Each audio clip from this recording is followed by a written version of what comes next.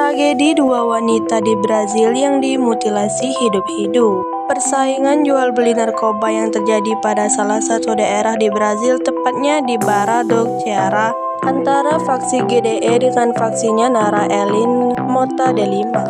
Faksi-faksi ini sudah punya daerah kekuasaannya masing-masing dan tidak boleh ada faksi lain yang sembarangan menjual atau bertransaksi narkoba di area kekuasaan faksi lain.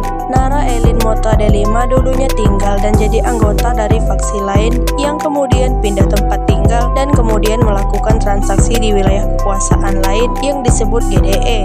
Apa yang telah dilakukan Nara Ellen kemudian diketahui oleh faksi GDE dan memberitahu kepada pemimpinnya yang bernama Mitol. Perintah untuk menculik dan membunuh Nara Ellen pun segera dilaksanakan oleh anak buahnya pada malam hari dengan menggunakan mobil. Niatnya hanya menangkap dan membunuh si Nara Ellen. Namun kedua teman Nara Ellen juga ada di situ yang mungkin bisa melaporkan ke polisi tentang rencana penculikan dan pembunuhan ini.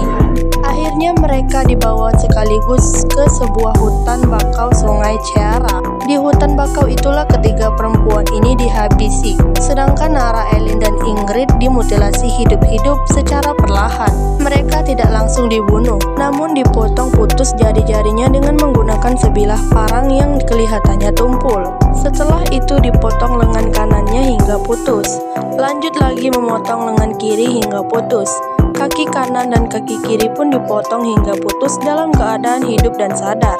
Dan terakhir leher mereka dipenggal dan masih bergerak dan merontak karena ditebas berulang kali secara sadis dan mengerikan. Kemudian bagian-bagian tubuh dari ketiga korban ini dibuang secara terpisah.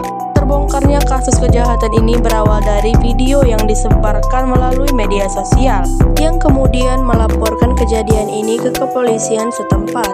Kemudian kasus ini terus dikembangkan oleh kepolisian setempat dan akhirnya semua pelaku yang berjumlah 6 orang ditangkap dan diadili dengan masa hukuman penjara rata-rata di atas 70 tahun penjara. Itulah tragedi dua wanita di Brazil yang dimutilasi hidup-hidup.